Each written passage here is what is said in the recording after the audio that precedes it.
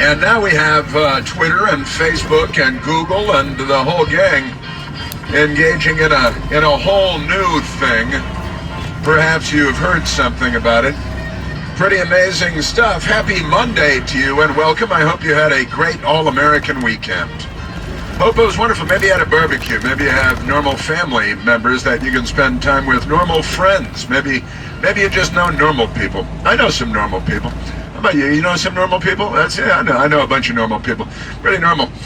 People seem to be a little distraught these days. I don't know if you've picked up on that, but it seems to be a theme across the country. Gosh, I can't imagine why. In the meantime, the Speaker of the House of Representatives, the nearly 81-year-old Nancy Pelosi, she's the spring chicken in the leadership of the House of Representatives on the Democrat side, talking about impeaching the president for a second time. Having essentially no effect, but they're hoping that they'll be able to impeach the president and then prosecute him. They want to prosecute him. This is Nancy Pelosi. It's very, very third world stuff, very third world, because they say that he incited a riot last Wednesday at his speech on the Ellipse, and then the crowd went down to the Capitol, and there was violence perpetrated by dozens, possibly even a couple of hundred, but really I think at the core probably more like dozens, fewer than 100. People causing actual mayhem inside of the Capitol. Everybody outside the Capitol who are now being targeted by the left as well. And it includes military veterans, military academy graduates, police officers, police chiefs, firefighters. You know, the first responders that they care so deeply about. Firefighters, they don't care deeply about police as first responders. They're anti-police. They're an anti-police party. The Democrat Party is anti-police.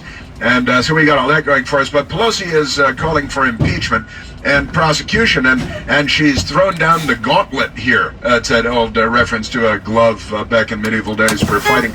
And she says that the Vice President of the United States, Mike Pence, by the way, over the weekend trending, at the end of last week, trending on Twitter was hang Pence, hang Pence. But interestingly, Twitter didn't ban that. Hang Pence is okay with them. That's okay. Kill the Jews out of the Ayatollah. That's okay with them. You know, North Korea and Venezuelan officials can tweet, but the President of the United States can't tweet. He was canceled by the Twitter. But I digress. I'll circle back to that. So Pelosi is saying that the Vice President now has 24 hours. It's by high noon tomorrow or something like that, to invoke the 25th Amendment to remove the President of the United States from the White House and the presidency, or she will begin impeachment proceedings, which, of course, what do we have now? It is the 11th, and the inauguration is on the 20th. That's 9 days, if I'm doing my gazintas correctly. And let me see, 11 goes into 20, and you got the 9 days until the inauguration. A week from Wednesday is Inauguration Day. And it is an interesting time to be an American, to be on the planet Earth, because, boy, the left is really having a time with the United States. It's something. It is remarkable how they've erased all memory of months and months of riots and violence across the street, attacks on the police, thousands, literally, of police injured, people shot. Who is David Dorn? Let's start with that. They've completely erased all memory of the Democrats. They're suicide attackers, like James Hodgkinson and Xavier Micah Johnson and Ishmael Brinsley, to name but 3 Democrat Party suicide attackers. 2 of them massacred police officers, and one of them attempted to massacre as many Republican members of Congress as possible. He did shoot Congressman Steve Scalise. All of that has been erased from the memories of the Jake Tappers of the world and the rest of the phony baloney people in the news media. So the Pelosi crowd, you know why? Because of unity. But their plan here is unity through impeachment. It's the impeachment unity movement, and it's a remarkable thing to see. Our media really is the biggest, most corrupt problem that we have in the United States of America. Pelosi's a horrible person, and she's corrupt, and she's not honest, and things like that. But really, the institution that is most corrupt is, of course, the news media. Remarkable things. Now, look, there are a lot of Republicans that have turned against President Trump, are calling on him to resign. A number of, including members of Congress, at least one in the House, Kinzinger from Illinois, Pat Toomey in the Senate from Pennsylvania. And in fact, it was a big football game last night. You see, I wasn't watching, but I did check in a little bit every now and then with the football. And there was some interesting games there. My Chicago Bears lost, of course, and then my Washington football team, the Redskins, perhaps you've heard of them, the Redskins, terrible people.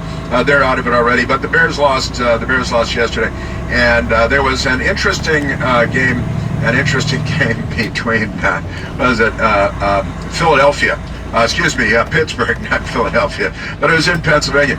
It was the Steelers, of course, playing the Cleveland Browns, and it was especially the first half, rough and tumble, rock'em sock'em robots kind of game, and in the end, Cleveland won the game 48-37. That's a lot of scoring, not a lot of good defense there.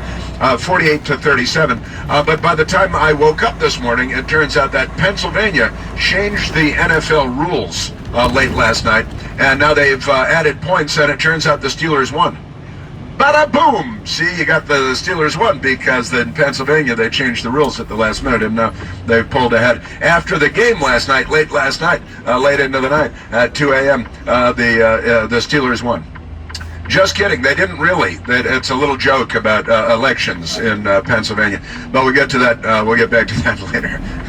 Well, that's not a bad joke. It's pretty good.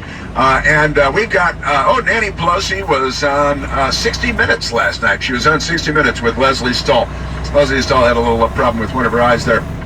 And she did an interview with Nancy Pelosi, and she actually asked a couple of questions that were not complete softball fluffer questions.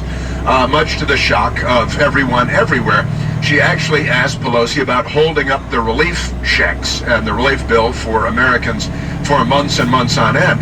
And Pelosi blamed Republicans, and Leslie Stahl said, well, now, wait a minute. You know, it's not because it was just a big lie. It was the big lie. It was a huge, gigantic lie by a liar called Nancy Pelosi. And Leslie Stahl actually called her on it. I've been talking about this for months and months. Maybe Stahl's been listening to my show, something like that, but probably not. And we've got so many moving parts today and so many crazy things with the left-wingers, of course, and Facebook and elsewhere targeting the President of the United States. But they're not just targeting the President of the United States. They're targeting everybody that voted for the President of the United States. They're targeting everybody that has supported the President of the United States. What with the economic growth and peace around the world and not being a stooge of the military-industrial complex like Joe Biden is, as we were warned by Dwight David Eisenhower so long ago in the military-industrial complex speech. This is kind of what we're seeing with Joe Biden re-entering the White House. It is the restoration of the status quo ante in Washington. That is the status quo prior to Trump. The status quo ante is Joe Biden and Barack Obama and Hillary Clinton and Bill Clinton and the Bushes and the military-industrial complex having sunk their claws and their teeth so deeply into our political system. And it's the left is liking this, of course, and the Biden family with all their business dealings in China and in Ukraine, and with the widow of the former mayor, the late mayor of Moscow, funneling millions of dollars to Hunter Biden with set-asides for the big guy who is Joe Biden, according to the CEO of one of their companies. No big deal. Joe Biden, of course, sexually assaulted Tara Reid, and the news media swept that under the rug for him, too. She was an actual staffer of his on Capitol Hill, not somebody that he never met, like with the Brett Kavanaugh hearings. But this is a funny time to be somebody who's interested in the truth. And of course, the impeachment and the 25th Amendment and just out of bitterness and rancor, hoping to remove the President of the United States before his term is up 9 days from now, is all in the name of unity, because it's all about bringing the country together. Unity, all that good stuff. And of course, the Pelosi and the gang on the left saying that the president incited this riot, and an insurrection, and the language they're using could not be more charged and incendiary if they went to their thesaurus to try to find language that was more charged and incendiary. Monsieur Roger, I don't think, could provide them with more incendiary terms. But that's okay, and the media is with them. I mean, they're the ones who are, for the most part, using the terms, but Pelosi is too. Whereas none other than Jonathan Turley, legal authority from the George Washington University here in our nation's capital, said that none of the language, he's examined the president's speech, and said none of the language actually qualifies as incitement. And he's a legal scholar, not a politician. And I'm going to go with his review of the language from the speech rather than Nancy Pelosi's and Jake Tapper's and Chunk Todd's.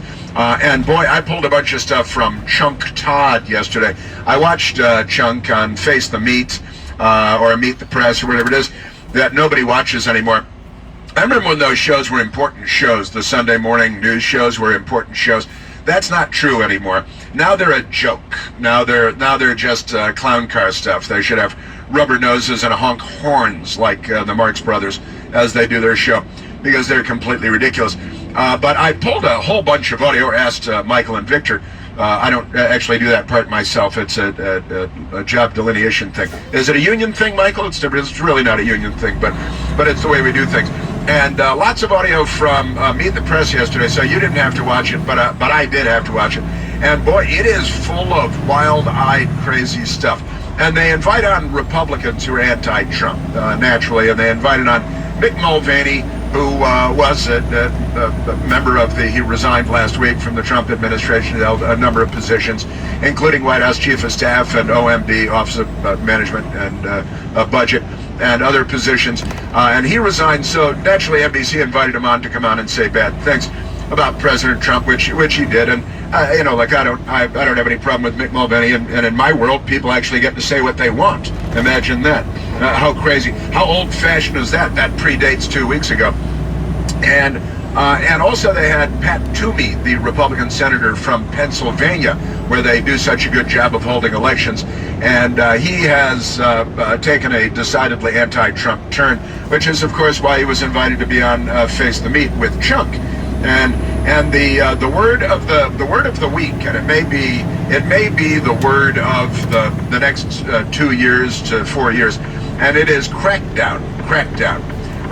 These are all these things that we never thought we'd see in the United States of America, and the collusion between the Democrat Party, big media, and big tech, with Twitter and Facebook and Instagram and Google, going after not just the President of the United States, but also Parler, which is the alternative platform to Twitter, which has been enthusiastically embraced, I try not to use that word, by many millions of conservatives, because they are standing up for free speech, and we're the free speech people. And the left, they're the anti-free speech people, and that's the Democrats. They're anti-free speech, have been for a long time. Look at college campuses over the years. Look at Ann Coulter trying to speak on Ben Stein, Ben Shapiro.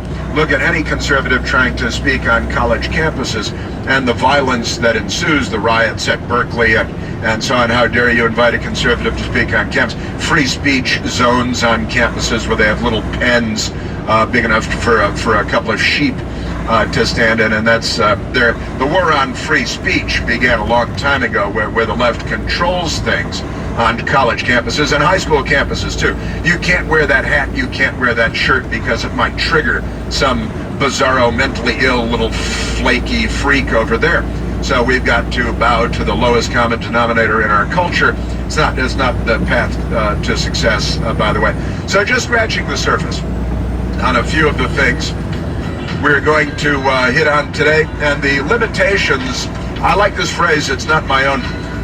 The Twitter and Facebook people, they're trampling freedom of reach. Freedom of reach. Oh, sure, you can speak to yourself in your car, but if you try to put it out on Twitter, they're going to trample you. And they're all, of course, tools of the left. I am speaking of the individuals running them, Zuckerberg and Jack Dorsey. Just call him Jack. And I wonder what his middle name is. I'm just curious. Jack something Dorsey. And they're trampling freedom of speech to the extent that they can.